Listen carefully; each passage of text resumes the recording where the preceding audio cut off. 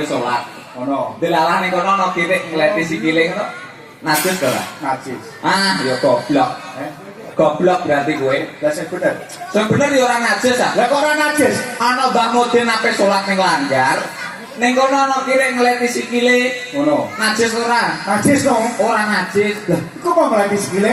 Wong ngleti sikile dhewe kok. Eh? Ngleti sikile kirike dhewe. Sikile dhewe. Iya, nek sikile Mbah Mudin ngleti kowe. Sikile Allah. Kira mau ngelati sikile dhewe. Sikile dhewe. Saya gede manuk. Manuk. Enggak, kok kira terus Pak muda sebah wis dagelan serpakos kaya kira herder malah iso. Manuk apa? Kok nek iso jawab? Manuk apa? Sepeda motorku Pak sak bojoku. Mamah. Apa nyapa? Bojomu nek awasi kok dodan malah kaya ngemut cikalang no. Sekemut cikalang. Hmm. Alah kono ndak seksi nek undang aku ndak Iya. Papa.